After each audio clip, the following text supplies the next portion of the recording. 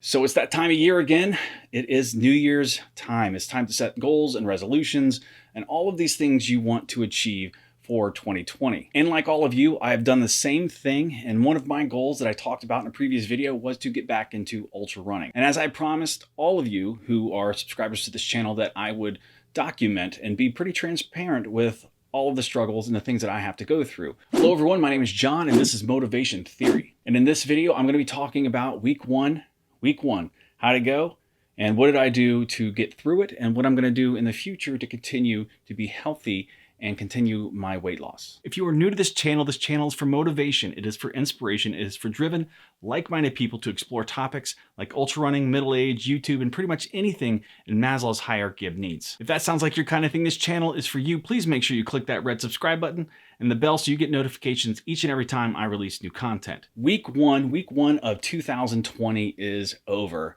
Let me tell you, it has been humbling and eye-opening. I enjoyed it a lot, but it definitely is hard to deconflict my memories and what I'm used to doing with my running and where I physically am now. So for this first week, basically all I was going to do is try to stretch out, run a little bit on the treadmill, maybe get on the trails, run on some streets, just try to shake some things out. I'm going to be tight. I'm going to feel some soreness pretty much after every single run, and I'm not going to be able to run for very long. So for the first week, I ran for roughly about 4 hours. I was not going for distance. I'm not going for distance anytime soon because I don't want to get caught up in those numbers. I'm basically going for time on my feet and just running to see how I feel and running as long as I can until, my lower back starts to tighten up or my calves or my feet start to get too sore to run. For this week, I ran an hour and a half, split over 2 45-minute runs on the treadmill.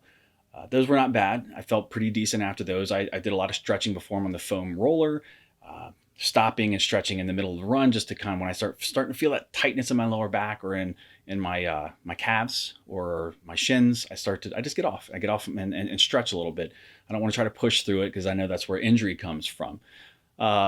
My third run was outside on the street, and that was for about an hour and 10 minutes. I just kind of did what you could consider a walk run. I would run for several minutes, walk for a minute, run for several minutes, walk for a minute. It was about 40 something degrees and absolutely pouring rain. It was miserable. I felt like a wet rat, but there was part of that actually made me feel really good and alive again.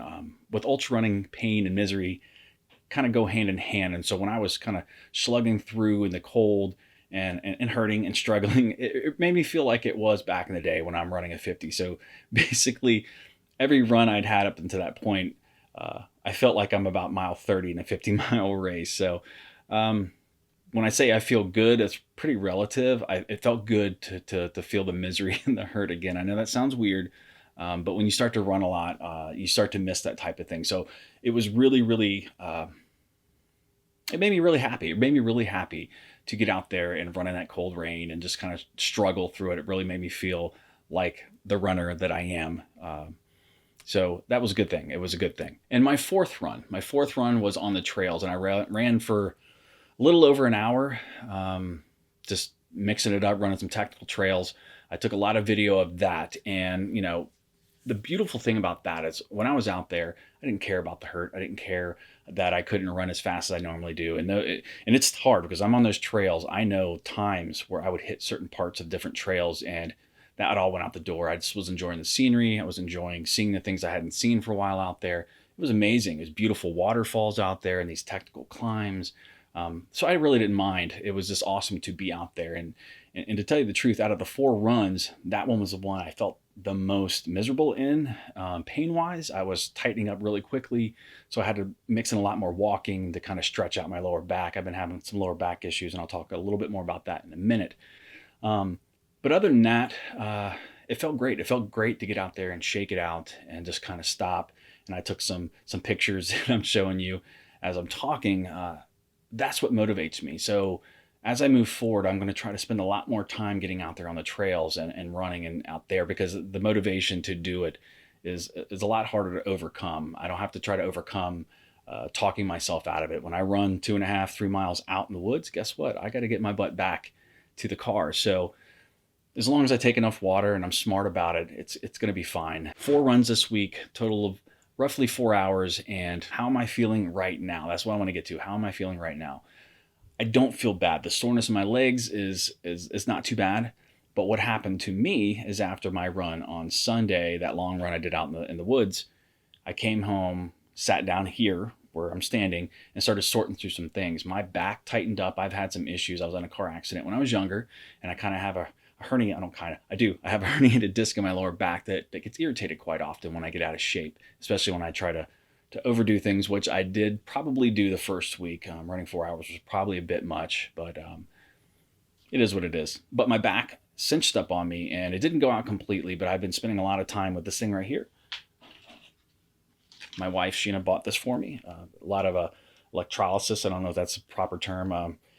Basically send electrical current through my muscles. That helps tremendously. Ibuprofen is really doing nothing.